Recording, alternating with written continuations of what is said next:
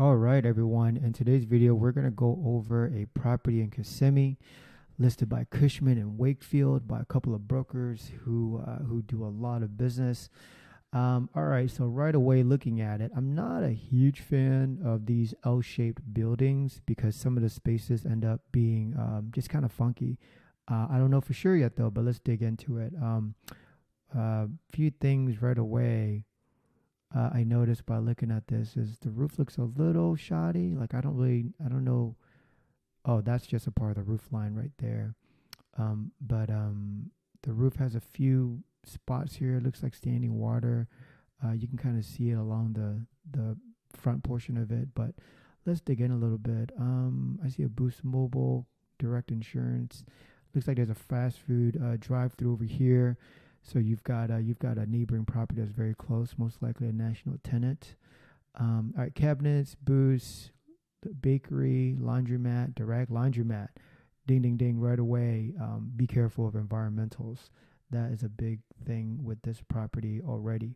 Whenever there's a laundromat or a gas station, those types of businesses ring really loudly to environmental companies in terms of making sure that there's no environmental concerns. So you will for sure be doing a phase one environmental study on this property and maybe even a phase two. Phase one can run a couple $1,000 depending on the size of the property. For this one, probably a couple $1,000. Phase two, you're looking at like $5,000 to $10,000. So due diligence costs will get a little heavy with this. So keep that in mind. Here are the brokers. They do a good job in the market. Vine Street, 100%, 12,000 square feet. 64,000 cars per day. That's strong, very strong. A lot of traffic. NOI is 195. Burger King, king of the Whoppers over here. Is that what it's called? Whatever. Whoppers are delicious.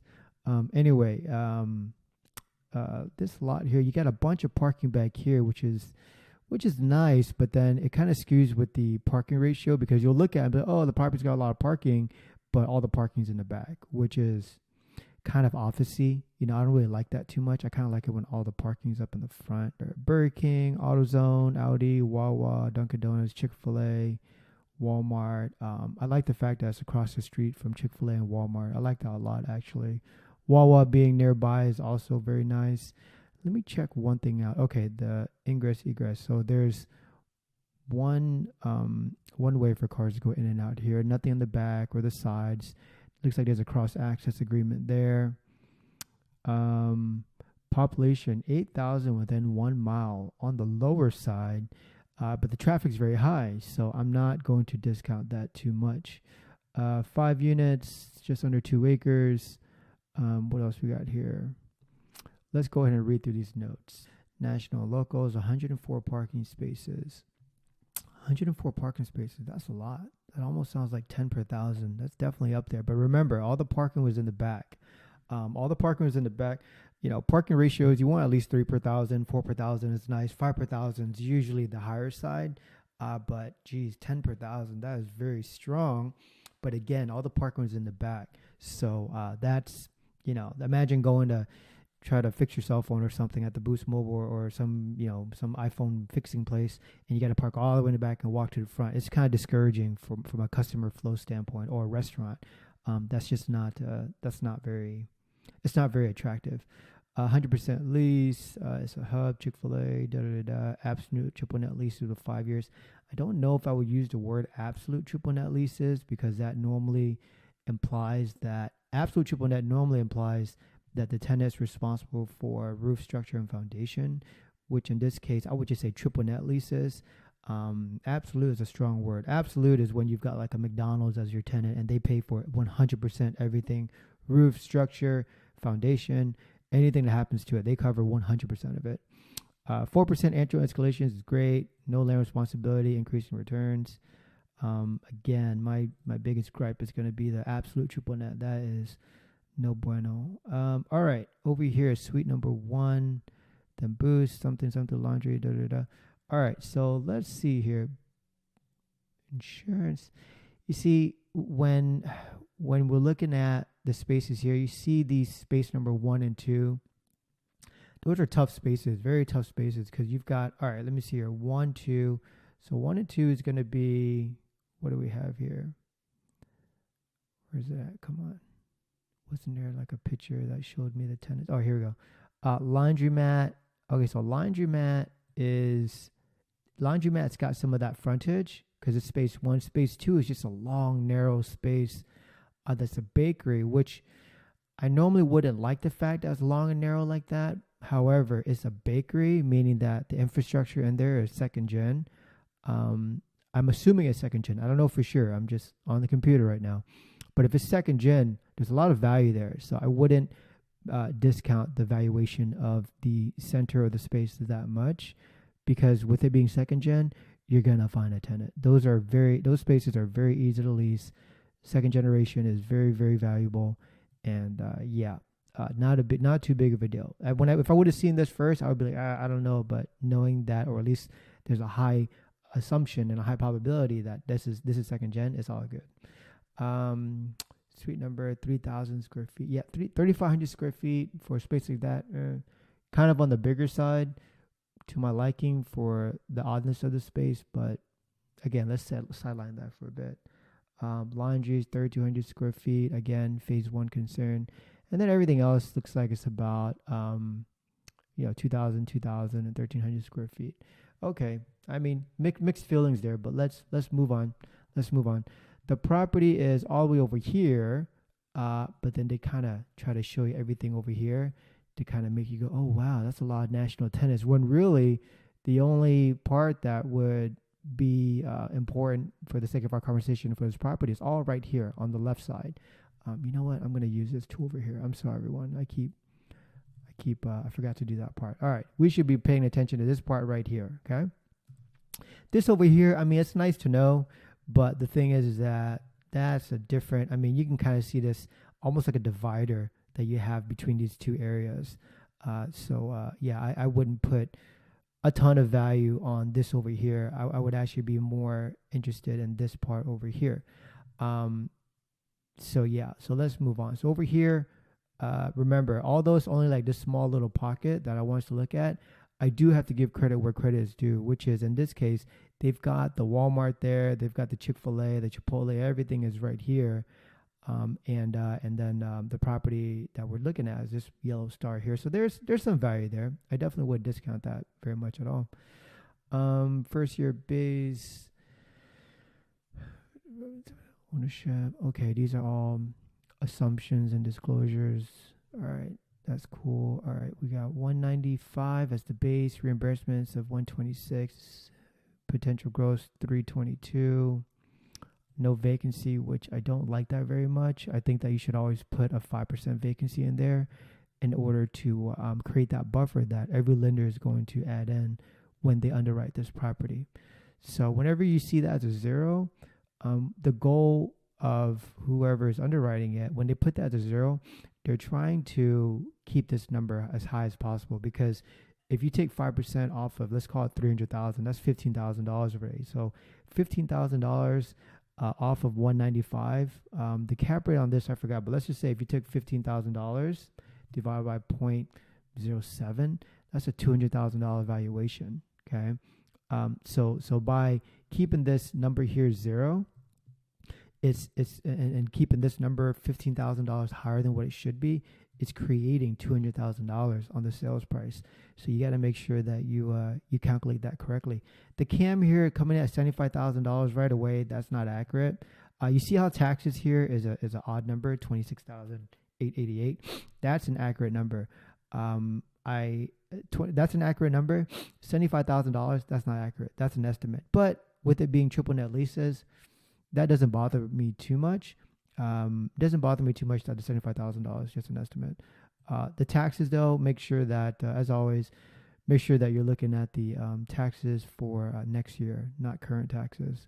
But again, now that I'm saying it out loud, if it's triple net leases, not too huge of a concern. But just for good practice, you want to look at next year's taxes. The reason why I say it's not a big concern is because since they're triple net leases, it's a cost that's going to be passed over to the tenant. So I wouldn't, again, not a deal breaker by any means. $11,000 for insurance. Again, you can verify that later. It's all triple net. Management, $13,000 a year. I would definitely want to make sure that all that is passable, which it looks like it is. Total operating expenses 126, reimbursements 126, so it all looks passable. 13,000 into that. That's just under 5%. That looks like a 4% management cost, which is it's on the lighter side, but it kind of depends. Management can be between 3 and 5%, and tenants normally pay for that. So just keep that in mind. But 13,000 a year, I'm neutral about that. The only thing that I have kind of a gripe with is this 0% vacancy factor driving this $15,000 higher, which is about a $200,000 valuation. Moving on to the rent roll. Lease expirations is first thing I'm going to peek at really quick. You've got 2 tenants that are up next year. It's currently Q4 2023 right now. So you got 2 tenants that are expiring then. They do have some options there. They have options here too, but I'd be very careful with those. And these are the smaller space. Well, so you got 2,000 square feet there. You've got the the bakery at 3,400 square feet. Yeah, I'd be very concerned about that. Let's say if I was going to contract with it right now, I'd want them to figure out if they're going to renew or not and find out, make that contingent upon closing. Everyone is on a pro rata share, which is beautiful. Cam's running about $10.50 per square foot, which sounds about average. Market rents, $25 a foot. This is good information to know, but I would definitely still go to I would still what's the word? I would still verify it. Trust but verify, right? Market rent $25 a foot. I mean, that's good to know, but I would still want to make sure that that's correct. Mark to market. So they're saying that you got a 4% bump there, 36, 46, 46. So what they're trying to tell you is that rents are under market. Rents are, where is it at here? Annual base to rent. It's just showing you, for example, right now, all the rents it looks like it's in about the mid-teens, right? Mid to high teens. And they're telling you that the market rents here are mid-20s. One thing I will caution, though, is that spaces that are larger, like if you look at this right here, this vapor store at 1,300 square feet, it's very easy to get them to pay $25 a foot because it's a small space. When the spaces get bigger, 3,400 square feet, 3,200 square feet, those spaces, you're going to have a hard time getting the higher rent per square foot, depending on the market. So I would, if you're thinking that the market's about $25 a foot, I would probably guesstimate that those 3,000 square foot spaces are going to be a little less. A little would be like, if I was to conservatively budget it, I would say like $20 a foot or so, just so that I've got some room in it all. If I'm trying to project, what my 5-year looks like, that's what I would probably do. But that's just, again, off the cuff, just for the sake of this video. In real life scenario, I would actually go into the market and do some research and figure out what the market bears. Like I'll look at other 3,000, 4,000 square foot spaces and see what they're leasing for, and then come to a conclusion at that time. So this one's got a little bit of value add to it, a little bit of room, not a ton, but they've got some going on there.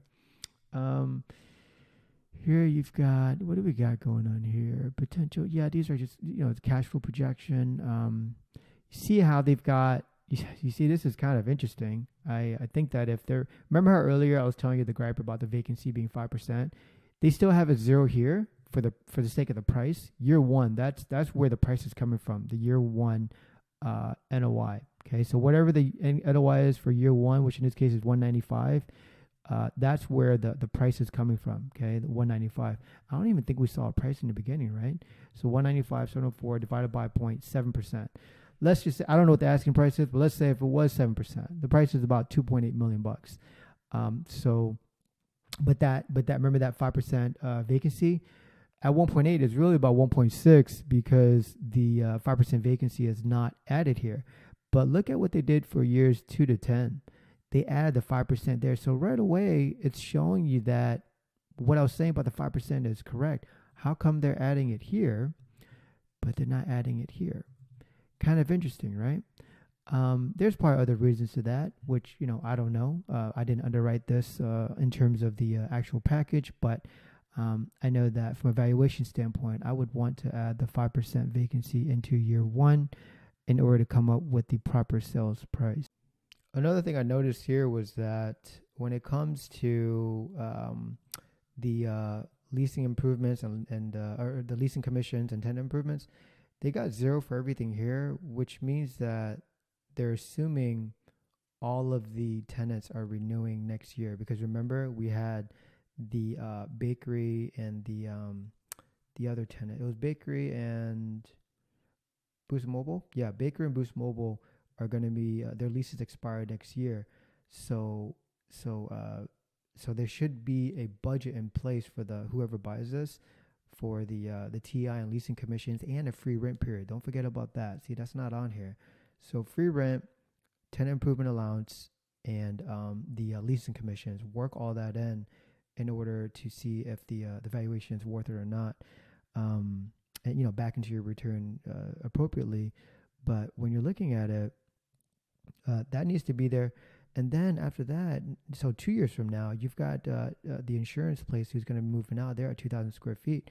So not moving out, but their leases come up. So there should be something there that shows, hey, if these people move out, this is what it will cost to get them in there. And if we're only talking about a year one return, I wouldn't be talking about this. But since we are showcasing a 10-year cash flow, then we have to budget accordingly, right? The budgets all have to pop up here. And then in years 2029, 30, and 31, the commission and the TI and the free rent's not here anymore, but the TI and the lease commissions, those are almost non-existent because I'll give you a small example here. They've got tenant improvement at 4,000, leasing commissions at 3,000. Those numbers are a little light. Let's just say $3,000, right? And what year is it? 2029. That means that who ends in 2028 here? Vapor Store. Let's say in 2028, hypothetically, 1361, right? And he's paying $24 a foot. 1361 times $24 a foot is 32 a year times, let's say 163, 320 times 6% commission. That's $10,000 already. Okay, and that's just, I didn't even calculate escalations. I didn't even improve the rate or anything. But the leasing commission is not $3,000; it's $10,000. And then this extrapolates even further. That was just a small example to show you how off the leasing commission numbers are. So that number doesn't so much affect the sales price up front, but I think that if you're going to look at a 10-year analysis, the leasing commissions and tenant improvement allowances and free rent should all be calculated appropriately. And also too, I was going to get into replacement reserves, but since we don't have a condition report of the property, I don't have any facts, so I don't want to belabor the point. But what I want to make sure you take away here is that if you're going to give a 10-year cash flow projection, you want to make sure that you calculate all the correct numbers. And now you get into the location overview of the property. That's pretty much it. What do we got about demographics here? I think we already talked about the population, 1 mile being kind of low, population change. Different demographics. I mean, the property here, trade map. These are all, this is all good information, but I wouldn't dig into that too hard right now. I'm scrolling again because I'm trying to see if there's a price. Normally the price would be right here under listing details, but it's not there. This could be some sort of auction format or whatnot.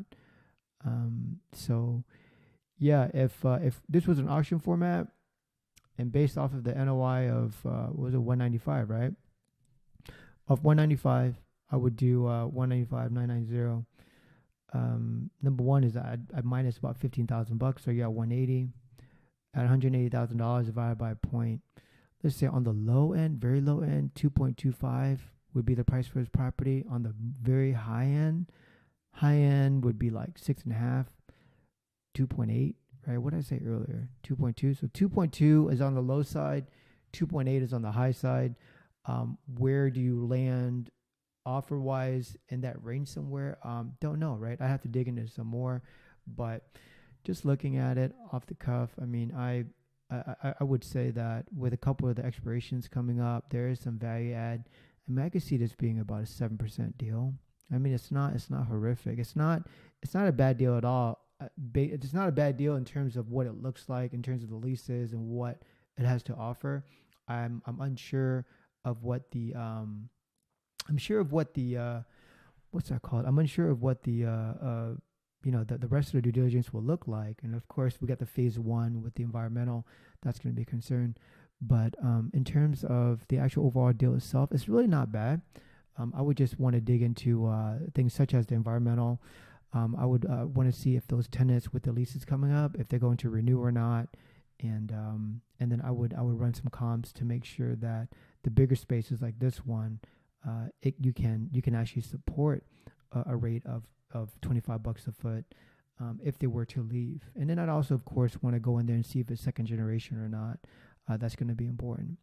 So that's it for this video. I hope that was helpful. If you have questions, please let me know. And thanks for watching.